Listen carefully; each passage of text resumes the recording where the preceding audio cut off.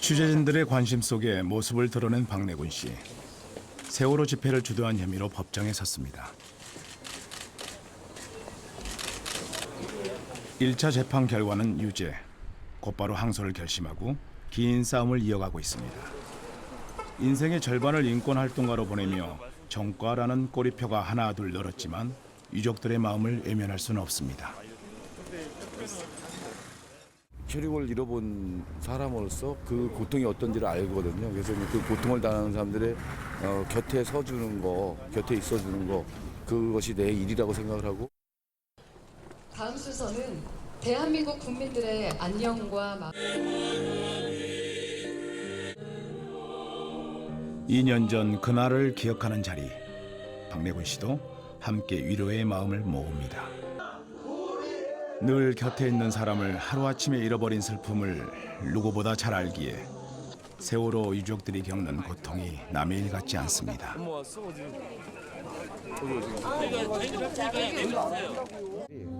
옛날의 내 모습이 생각나는 거죠.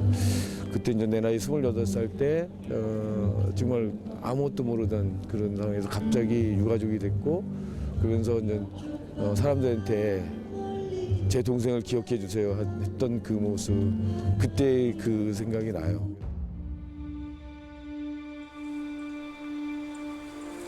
(1988년) 그의 25살이던 동생은 광주가 아닌 서울에서 광주는 살아있다고 외치며 스스로를 내던졌습니다. 제 동생이라고 목숨이 아깝지 않았겠어요. 1980년에 돌아가신 분들만 광주 때문에 돌아가신 게 아니다.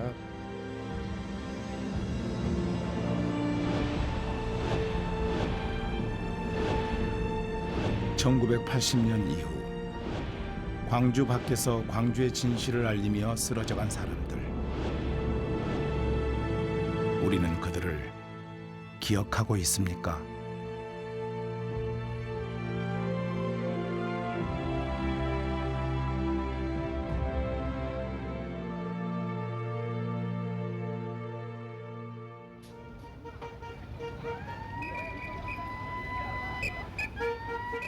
(36년) 전 5월 광주는 항쟁의 도시였습니다. 계엄군에 맞서 시민들은 폭도로 매도되고 핏빛 도시로 변해버린 광주. 그 열흘째가 되던 날인 5월 27일 전남도청이 계엄군에게 진압되고 그렇게 항쟁은 끝이 납니다. 그리고 사흘 후 서울 기독교 회관. 당시 대학생이던 김의기 씨는 광주의 진실을 알리는 전단지를 준비하는데 갑자기 건물 6층에서 떨어집니다. 미처 뿌리지 못한 전단지들이 사방으로 흩어지고 계엄군 탱크 사이로 떨어진 청년. 그에게 무슨 일이 있었던 걸까요? 워낙 순식간에 벌어진 일이라 사람들이 발견했을 땐 이미 바닥에 떨어진 채 의식을 잃어가고 있었고, 직접 만든 전단지는 그가 남긴 마지막 글이 됐습니다. 광주가 계엄군에게 진압된 지 꼭 사흘 만의 일입니다. 이렇게 엄청나게 참혹한 사태가 벌어지고 있는데도 언론이나 뭐 이런 것들이 정말 너무 의외의 보도를 하니까 이렇게 해서는 안 되겠다. 김의기 씨의 흔적을 찾아간 곳 부산. 이곳에서 취재진은 그의 가족을 만날 수 있었습니다. 참여를 했는데 사남매 중 맞이인 누나 김주숙 씨는 기념식은 취소됐고 막내 동생이 남긴 글과 당시 자료들을 차곡차곡 모아서 보관해 오고 있습니다. 사진 계양급 장갑 참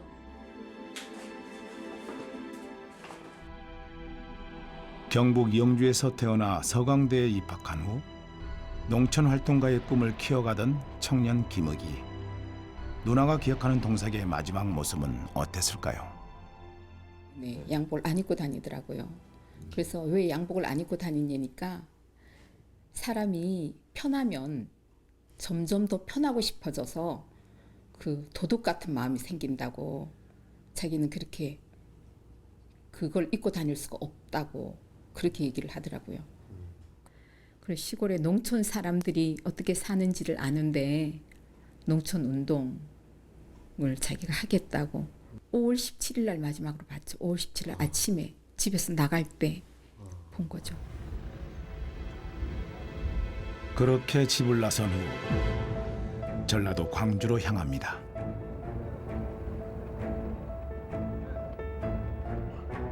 당시 모든 언론과 보도가 통제되던 시기에 광주 상황을 알고 온 것은 아닐 터 이곳에 온 이유는 따로 있었습니다.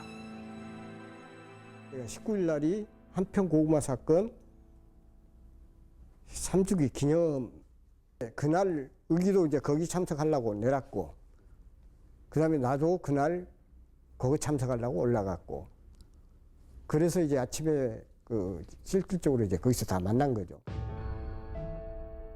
한평 고구마 사건은 70년대 후반 한평 농민들이 펼친 고구마 피해 보상 투쟁입니다. 당시 농촌 문제에 관심이 많던 김의기 씨는 그 3주기 기념식에 왔다가 광주항쟁을 목격한 거죠. 분명히 이제는 광주가 문제가 아니다. 이제 고립시킬 거다. 고립을 시킬 거니까 광주를 빨리 빠져나가서 광주가 고립되지 않게끔 이 상황들을 전체적으로 너네들은 알려야 된다. 그래서 이제 올라가라고 그랬죠. 의기를. 그렇게 서울로 향한 김의기. 그 사이 광주는 고립된 채 외로운 항쟁을 이어갑니다. 그리고 며칠 후 자신이 두 눈으로 본 참상을 외면할 수 없었던 청년은 다시 광주를 찾습니다. 그날 26일 날 집회가 끝나고 났는데 왔더라고요.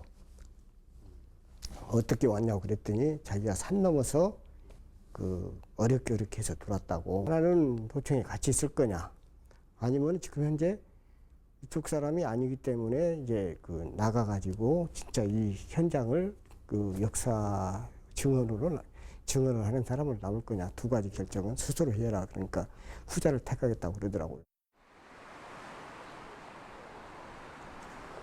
서울로 돌아온 김의기는 곧바로 광주의 참상을 알리는 전단지를 만들어 뿌리던 중 이곳에서 투신의 짧은 생을 마감합니다. 떨어졌다면은 아마 이 방문에서 이쪽일 가능성이 상당히 높은데 현장엔 그의 희생을 기리는 작은 표지석 하나 없습니다. 의기 장례식을 치르는데 그때 똑똑한 놈들은 다 도망가 버리고 멍청한 놈들끼리 남아서 의기 장례 치렀다.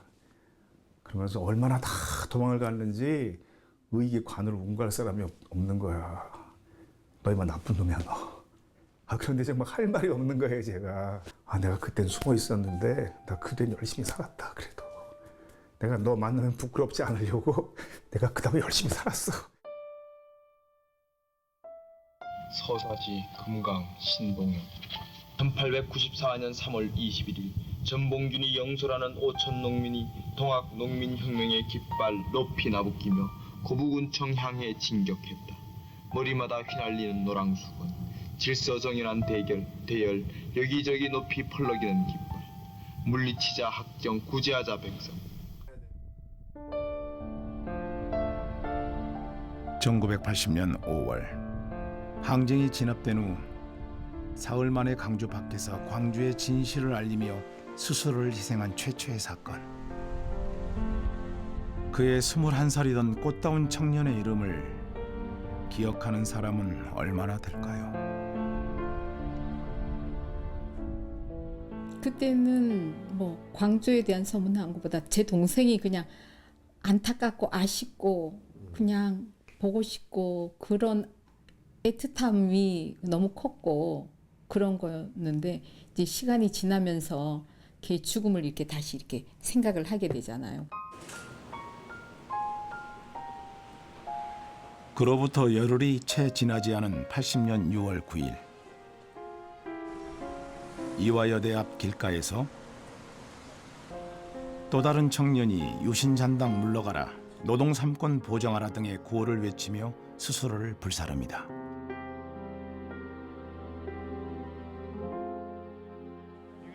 당시 현장을 목격한 약사는 청년의 모습을 생생히 기억하고 있습니다.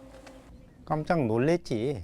그러니까 뭐 어떻게 누구든지 그 상황에서는 불을 꺼주고 싶었겠죠. 예. 마치 약국에 소화기가 있어가지고 꺼줬지. 이제 몸이 막 통통 부어오르더라고. 옷에 이나물질을 뿌리고 불을 붙였기 때문에 아주 치명적이었죠. 무엇이 또 한 청년을 죽음으로 내몬 것일까? 김종태 씨의 흔적을 추적하던 취재진은 경기도 성남의 한 교회를 찾았습니다. 당시 이곳에서는 대학생과 청년 노동자들을 주축으로 모임이 활발히 이루어졌는데요. 노동자 김종태 씨도 이곳에서 야학을 하며 사회를 바꾸고자 하는 꿈을 키웠습니다. 그러던 6월 초 광주를 탈출한 이의 증언을 듣게 됩니다.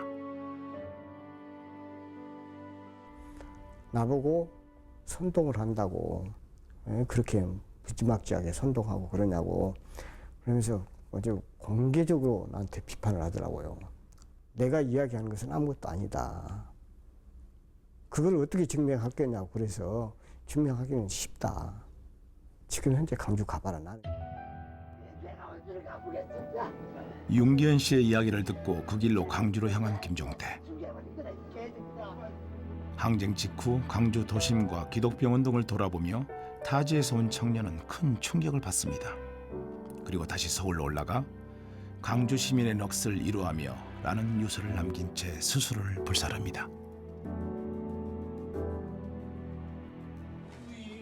김종태 씨의 생전 모습을 기억하는 이들이 모인 자리에서 그의 동생을 만났습니다. 동생의 기억 속 형은 어떤 모습일까요?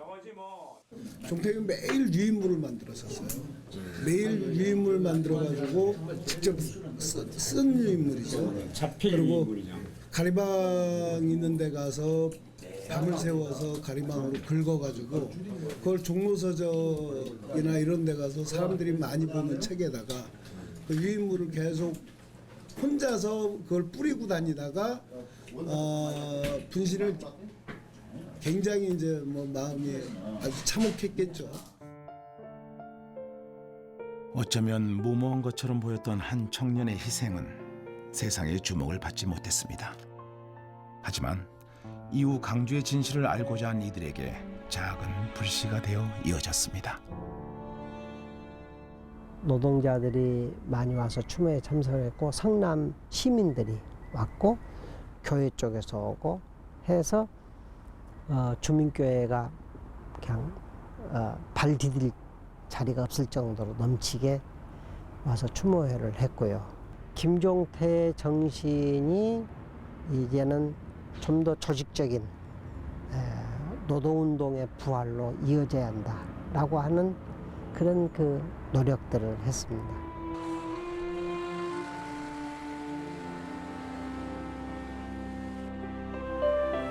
그 이듬해 5월 5.18 일주기를 맞아 학생 수백 명이 서울대 도서관 앞 광장에 모였습니다. 1년 전 광주의 진상규명을 요구하며 침묵 시위가 한창이던 그때 도서관 4층에서 무언가를 외치며 스스로 몸을 던진 김태훈 씨. 시위에 참여한 것도 아닌 평범한 학생의 갑작스런 투신에 현장은 아수라장이 됐습니다. 취재 과정 중에 당시 현장에 있었던 목격자들의 증언을 들을 수 있었는데요. 저는 이제 도서관 앞에 이렇게 있었으니까 똥 떨어지는 소리. 근데 떨어지는 소리가 이전에 몇 마디가 외마디가 들렸었어요. 사람들이 이제 흥분이 되고 와 소리를 질렀어요. 김태훈 열사가 도서관에서 전두환 물러나라, 전두환 물러나라, 전두환 물러나라 3번 외치면서 투신을 했습니다. 그때 당시에 도서관 근처에 있던 학생들이 특히 여학생들이 엄청난 비명을 질렀죠. 광주에서 나고 자라 서울대에 입학한 김태훈 씨. 당시 같은 학교 대학원에 다니던 누나는 그때 고통스러운 기억을 어렵게 꺼냅니다. 처음에는 그냥 학교에 전화 와가지고 뭐 무슨 일이 쉽게 말해서 변고가 생겼다라고 그랬어요. 그래서 저는 데모하다가 붙잡혀간 줄 알았어요. 전화가 다시 와서 먼저 그게 그 데모한 게 아니고 이제 사망한 것이다 이렇게 왔죠. 구남매 중 8째로 집안의 기대와 사랑을 한 몸에 받던 태훈 씨의 예기치 못한 죽음에 가족들은 충격과 고통의 시간을 보냈습니다.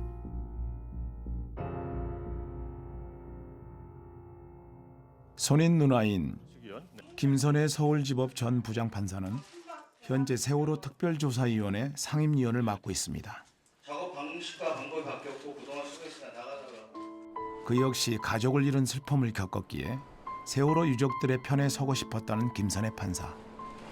우리 사회의 어떤 벽에 부딪힐 때마다 문득 그때 동생은 어떤 마음이었을까 생각해 봅니다. 태훈이는 막판에 자기가 그 결정을 했을 때 무슨 생각을 했을까 그런 것도 생각해 보게 되고 참 힘들었겠다 그런 생각을 해보게 되죠. 뭐 있겠다고 해서 잊어지는 건 아닌 것 같고 그냥 잊을 수가 없는 거죠. 사람 그 마음속에. 근데 이제 가족들한테는 그렇지만 이제 세상에서는 사실 잊혀졌잖아요. 근데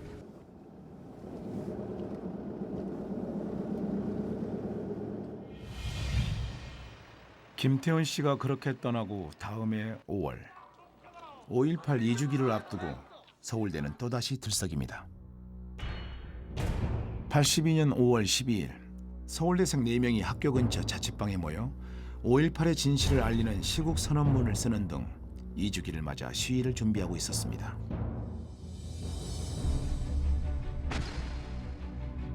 이틀 뒤 학교에서 기습 시위를 계획하고 헤어졌지만 각자의 집으로 흩어진 지 얼마 되지 않아 4명 모두 경찰에 붙잡히고 맙니다.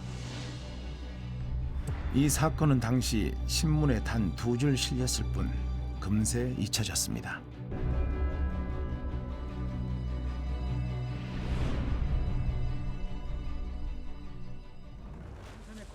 취재진은 당사자 한 명을 어렵게 만났습니다. 근데 아마 새벽 1시인가 2시인가에 갑자기 경찰이 온 거예요.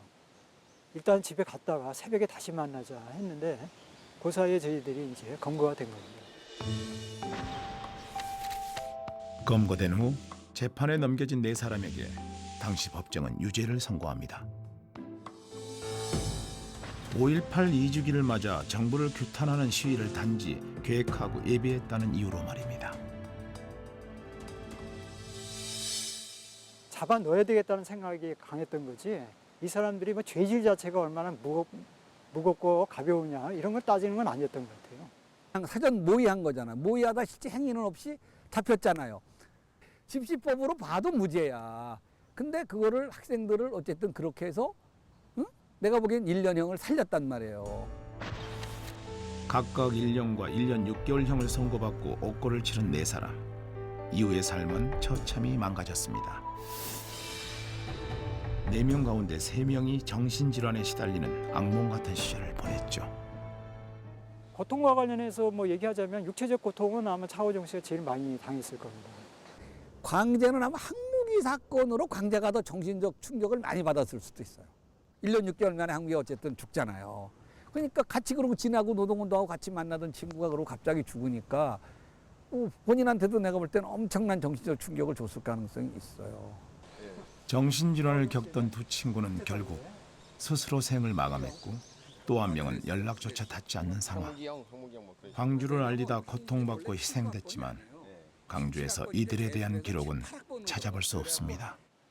돌아가신 분들도 광주에서 그렇게 한 거예요. 무슨 난 유감을 갖고 있거나 무슨 뭐 이러냐 이런 마음 갖고 있지 않을 거예요. 뭐 광주는 말 그대로 저희 학창 시절을 지배한 뭐 운명이었죠. 그러니까 저 같은 경우도 2학년 때 이제 광주를 이렇게 겪고 얘기를 들으면서 앞으로 내가 어떻게 살아가야 될 것인가에 대한 일종의 뭐 좌표랄까 그런 것들이 이미 잡혀져 있다는 생각이 들고요.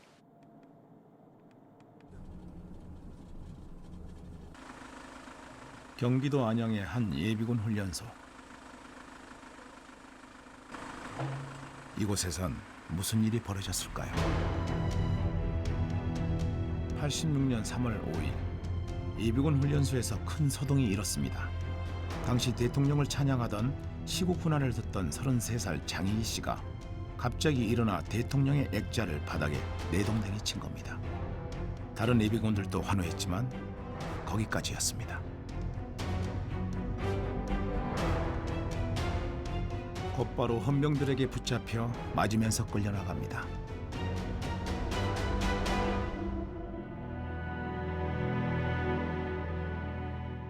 너무 맞아가지고 장기가 다 망가진 거야. 어?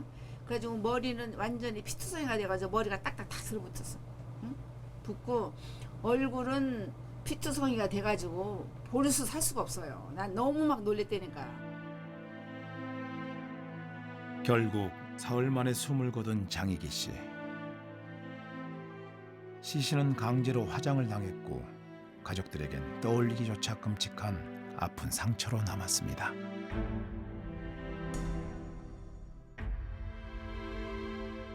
이제 세월이 30년이에요 지금. 많이 진짜 힘들었지. 그리고 이제 우리 어머니는 그 이제 생태 같은 아들이 그렇게 갔으니 얼마나 기가 막혔어요. 개인적으로 아직 지금 없어요. 처음이에요. 처음으로 지금 우리 이렇게 이야기하는 거지. Mai 1980. Barrikaden auf der Straße nach Gwangju. Seit 3 Tagen. 1980년 이후 광주 밖의 사람들은 5.18을 어떻게 보고 들었을까? 바로 푸른 눈의 기자 유르겐 힌츠페트 씨가 목숨을 걸고 취재한 영상 기록물이 세상에 처음 광주의 참상을 알리는 결정적인 역할을 했습니다.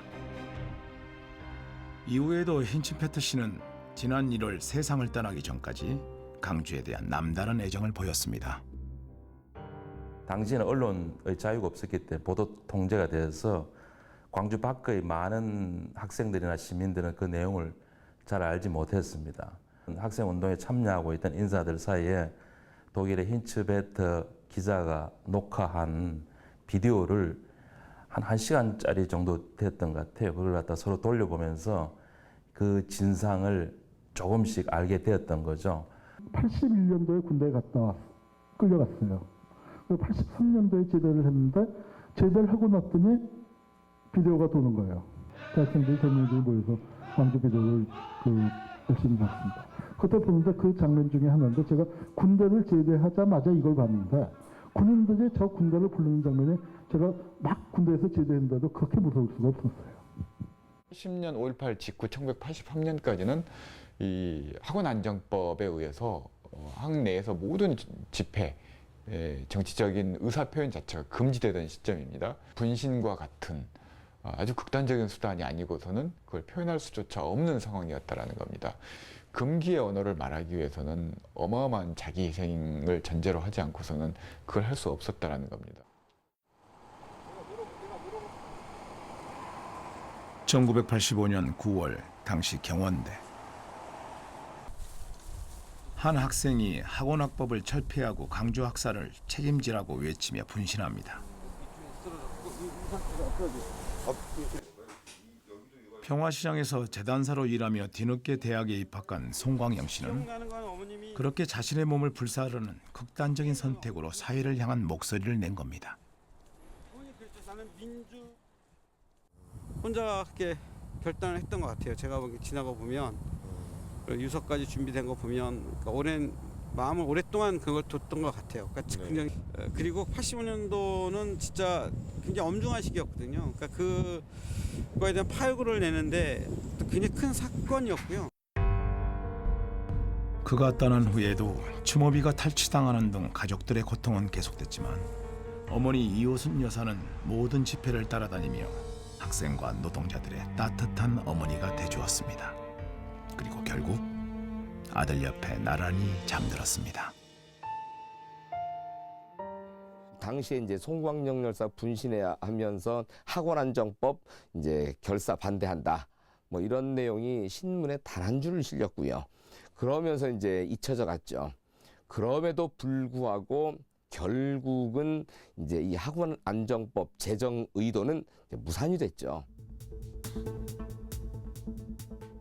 여러분 안녕하십니까. 일요일 MBC 뉴스데스크입니다. 오늘 뉴스데스크는 사건 사고 소식부터 시작하겠습니다.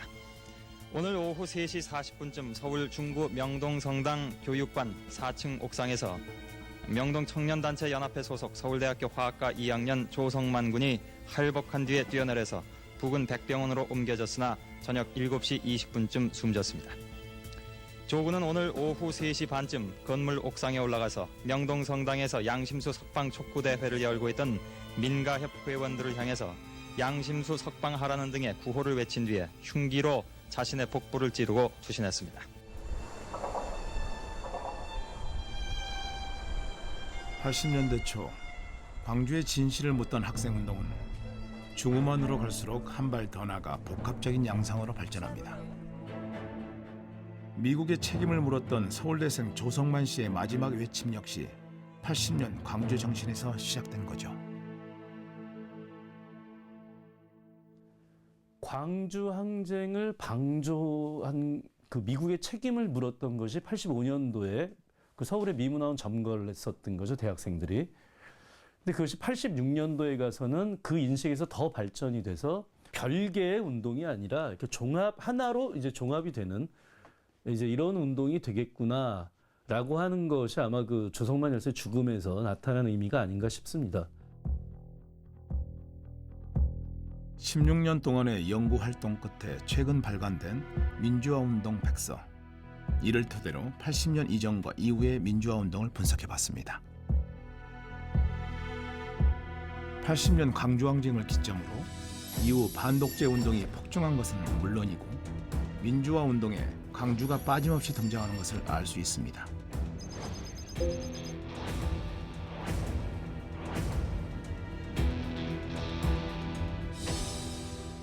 80년 광주에서 우리가 싸움을 했던 대상과 80년 이후 90년대까지 이어진 싸움의 대상이 달랐나요?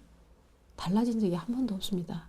광주 항쟁 이후에는 이 학생운동뿐만 아니고 노동운동, 농민운동이 폭발적으로 성장하게 됩니다. 87년 6월의 전국적인 이 대중 100만 명 이상이 참여하는 운동의 씨앗을 광주 항쟁이 제공했다라고 생각을 합니다. 80년 5월 광주에서 시작된 민주주의를 향한 불꽃은 87년 6월 항쟁으로 이어집니다. 당시 연세대 정문 앞에서 시위 도중 경찰이 쏜 체류탄을 맞고 쓰러진 이한열. 이 사건 이후 6월 항쟁은 전국으로 확산됐고 이한열의 장례식에는 수많은 인파가 모였습니다. 추도사를 준비하던 문익환 목사는 세상에서 잊혀져 갔던 이름들을 한 명 한 명 외치며 불러냅니다. 김혜기 열사요! 김세진 열사요! 이재호 열사요! 장상철 열사요! 송광영 열사요!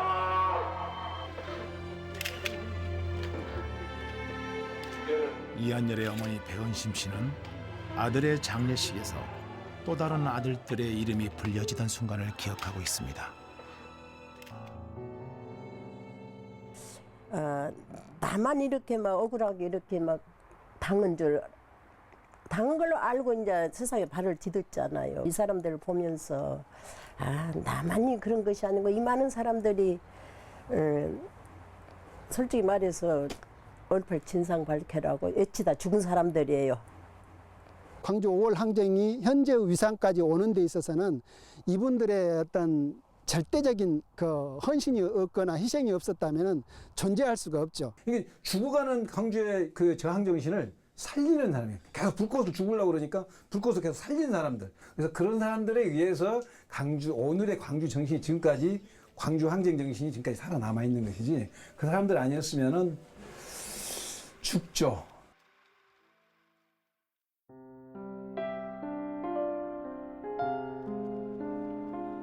전국에서 광주를 알리며 스스로를 희생한 사람들.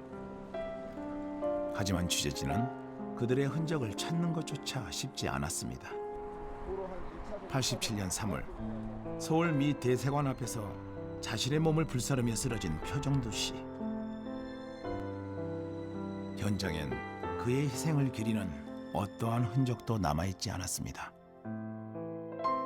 당시 허남대를 자퇴하고 야학을 하며 공단에서 노동자 생활을 하던 25살의 청년은 그렇게 기억에서 잊혀졌습니다. 우리가 5.18이 없었으면 왜 우리 자식들이 이렇게 생겼냐 그런 생각이 들어요 지금. 5.18이 있었기 때문에 수많은 아기들이 계속해서 분신하고 수리탄 맞고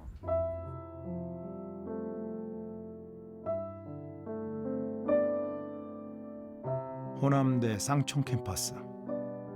학교의 모든 기능이 광산 캠퍼스로 옮겨간 후 폐허처럼 변해버린 교정에 표정두 씨의 추모비가 덩그러니 남아 있습니다. 이 학교 졸업생이 아니라는 이유로 불법 조형물로 취급되며 철거될 위기에 놓인 추모비. 학교 측의 무심함이 가족에겐 또 다른 상처가 됐습니다.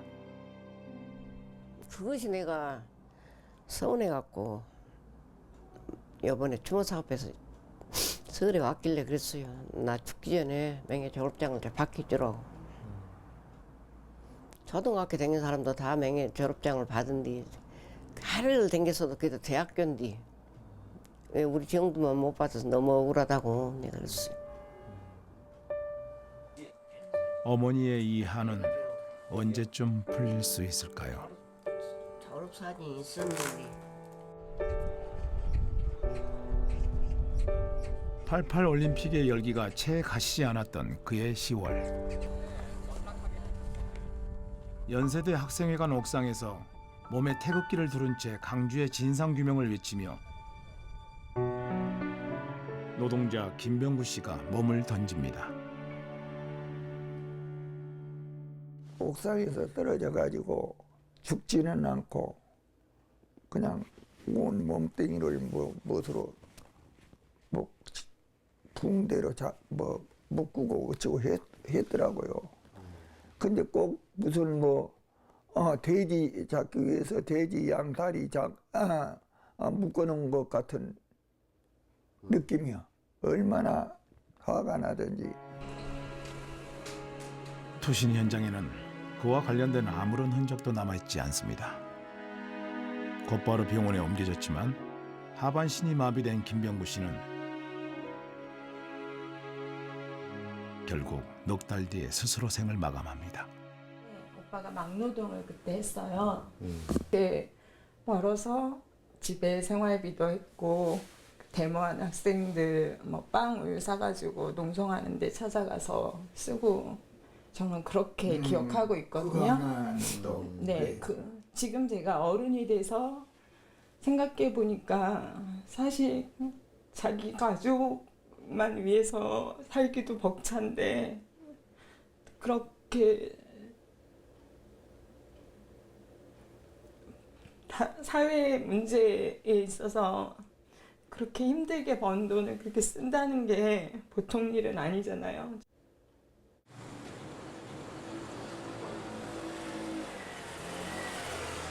옛 부상상고가 있던 이 거리에서 87년 5월 17일 노동자 황보영국 씨가 광주학살 책임지라고 외치며 몸에 불을 붙인 채 달리다 쓰러집니다.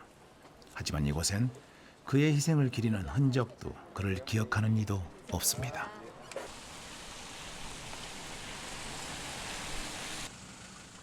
황보영국 씨의 흔적을 찾아 부산 민주공원으로 향한 취재진은 이곳에서 어렵게 그에 관한 자료를 얻을 수 있었습니다. 빛바랜 신문 한 장이 당시 한 청년 노동자의 희생을 기록한 전부.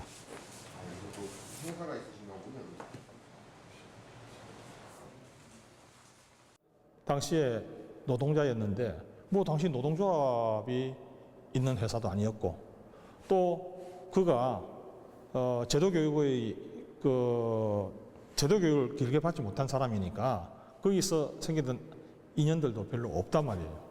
자, 못 배운 사람이 또 어떤 조직적 배경도 없는 이런 경우에 되게 무지랭이처럼 묻혀져 버리죠. 부산 덕천동에서 홀로 지내고 계신 항보영국 씨의 아버지를 만났습니다. 고령인데다 거동마저 불편한 아버지는 취재진의 방문에 30여 년 전 기억을 천천히 더듬어 봅니다. 87년도 5월 17일이 너무 일찍 곁을 떠나버린 아들. 오형제입니까? 아버님? 가슴속엔 여전히 생생하게 남아있지만 그 기억을 말로 뱉어내는 게 점점 쉽지가 않습니다. 그런 그때는 아무튼 저 민주공원에 가면 만날 수 있어요. 만나면 이제 혹 가다가 효자의 짓을 옳게 못하고 안 간다. 그렇죠. 그 효자라고 할 수 있나? 광주 시민들 담은 뭐 어디라도 뭐 와가지고 말 한마디 하다 하면 얼마나 좋겠노. 그런 말도 안 하니까. 아들의 죽음을 기억하지 않는 세상이 아버지는 못내 아쉽습니다.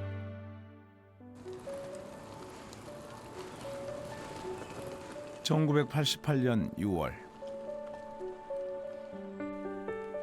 올림픽을 앞두고 열기가 한창 달아오르던 그때 숭실대 학생회관 옥상에서 광주는 살아있다를 외치며 국문과 박내전 씨가 스스로 몸을 불사른 채 뛰어내립니다. 곧바로 병원에 옮겨졌지만 이틀 만에 숨을 거둡니다. 동생의 갑작스런 죽음 이후 형 박내곤 씨의 삶은 180도 달라졌습니다.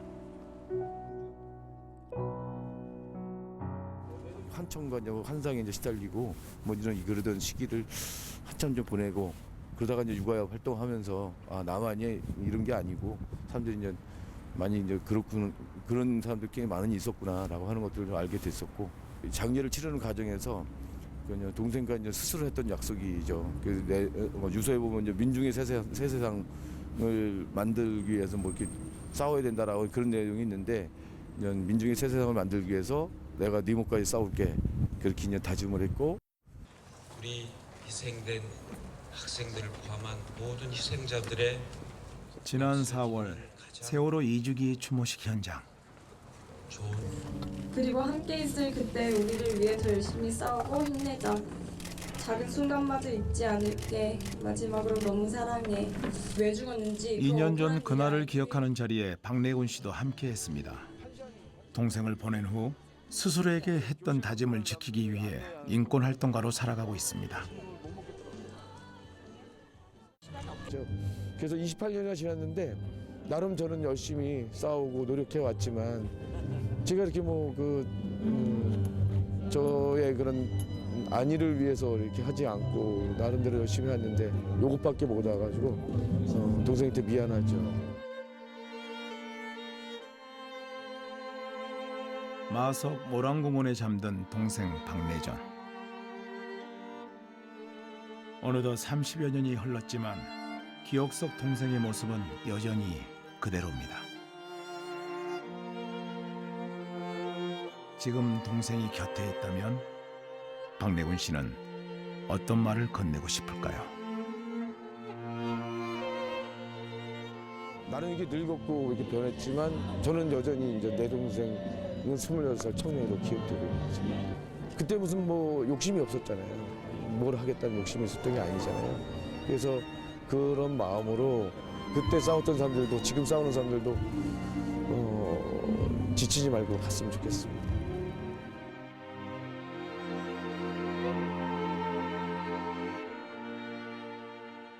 순국선열 및 호국영령과 5.18 민주화운동 희생영령이 함께하겠습니다. 다시 5월입니다. 5.18 36주년 기념식이 열렸고 몇 년째 논란이 된 님을 위한 행진곡 제창은 올해도 공식 식순에서 빠졌습니다.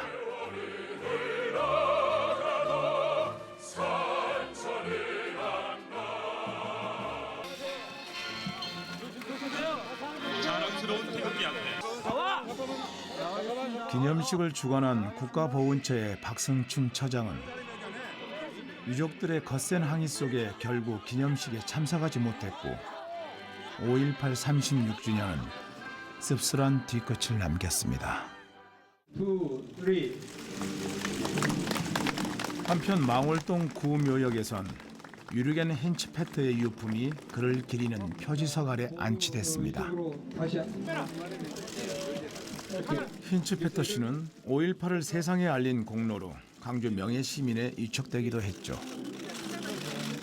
하지만 5.18 기념행사 그 어디에도 80년 이후 광주를 알리다 희생된 이들을 기억하는 자리는 없었습니다.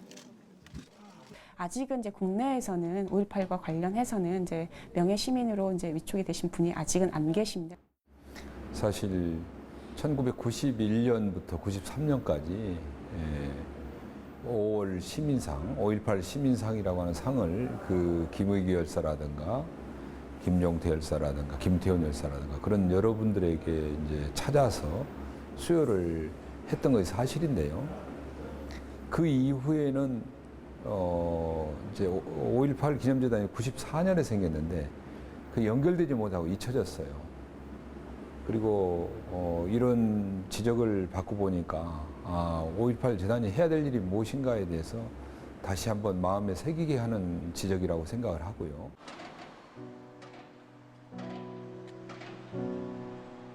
지난해 광주 금남로에 5.18 기록관이 문을 열었습니다.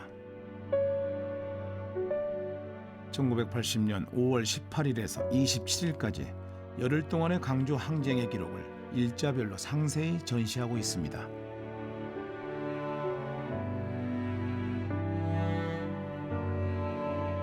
당시 시민들의 피땀 어린 옷가지와 이후 진상규명 과정에서의 사진과 문건들까지 방대한 자료들이 나열돼 있지만 80년 이후 광주를 위해 희생된 사람들에 대한 기록은 찾아볼 수 없습니다.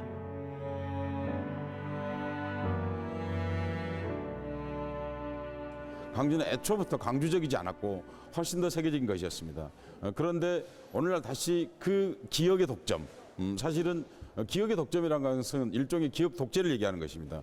그 기억의 독점으로 인하여서 경험의 독점 이런 것들로 인하여서 광주는 점점 더 지역으로 줄어들었습니다. 사실은요. 이제 세계적이었다가 아시아적이었다가 그리고 한국적이었다가 남한적이었다가 그리고 나중에 광주로 줄어들었다 이렇게 말씀드릴 수 있습니다. 지금 광주에서 그런 일을 책임 맡고 계신 분들은 사실 깊은 성찰이 필요하다고 생각합니다. 광주 시민들만 분노하는 것이 아니고 서울의 시민 또는 뭐 부산의 시민 이런 사람들이 다 같이 분노하고 있다고 하는 것을 그런 면에서 볼 때 5.18 광주는 결코 광주분들 또는 전라도 분들만의 문제가 아니다. 이것은 그냥 우리 대한민국이라고 하는 나라 전체의 문제이고 이제는 반대일 것 같습니다.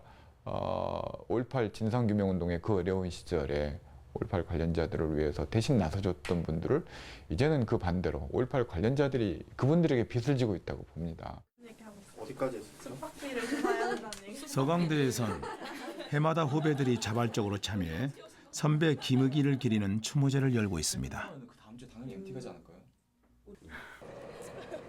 이 어린 학생들에게 김의기는 어떤 사람으로 기억되고 있을까요? 우리 학교에 이런 활동이 아니죠. 이런 행동을 하신 분이 계시구나 이랬을 때 딱 다가오더라고요. 우리 학교? 학생이었겠네? 그럼 나도 나랑 비슷한 나이였겠네? 이런 생각이 들면서 제 일로 좀 다가왔어요. 부산에서 나고 자란 김의기 씨의 외조카는 외삼촌 덕분에 광주에 대한 특별한 마음을 갖게 됐습니다. 광주를 한 몇 번 정도 그 외삼촌 묘지가 있으니까 몇 번 정도 방문을 해보았는데 낯설지가 않죠. 아무래도 여기가 경상도다 보니까 광주가 많이 좀 사상적으로 대립이 많이 있잖아요. 근데 저희가 항상 자랑스러운 곳이고 광주는 정말 어린 나이에 어떻게 그런 막대한 신념을 가지고 자기가 옳은 길이라고 생각하는 부분을 대해서 노력을 할 수가 있었는지 정말 저는 자랑스럽고 제가 앞으로 생활에 나가면서 많이 좀 버팀목이 되죠. 5.18 36주기를 사흘 앞두고 김주석 씨와 가족들이 5.18 국립묘지를 찾았습니다.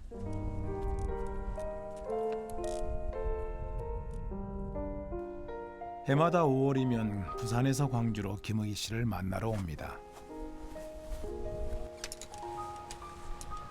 늘 맞이하는 5월이지만 이맘때만 되면 마음이 참 아픕니다.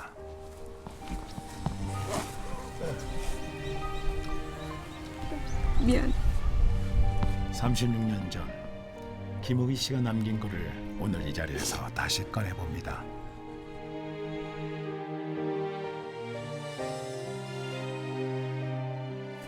동포에게 드리는 글. 비를 부르는 미친 군합발 소리가 고요히 잠들려는 우리의 안방에까지 스며들어 우리의 가슴팍과 머리를 지지겨 놓으려고 하는 지금, 동포여 무엇을 하고 있는가? 동포여 우리는 지금 무엇을 하고 있는가? 1980년 이후 광주 밖에서 광주를 외친 사람들이 잊혀져가는 지금, 우리는 무엇을 하고 있습니까? 내가 너 만나면 부끄럽지 않으려고 내가 그다음에 열심히 살았어. 자기 가족만 위해서 살기도 벅찬데 참 옆에 있었으면 참 많은 도움 받았겠다. 수많은 아기들이 계속해서 분신하고 수류탄 맞고. 그 사람들 아니었으면은 죽죠. 광주는 말 그대로 저희 학창 시절을 지배한 운명이었죠.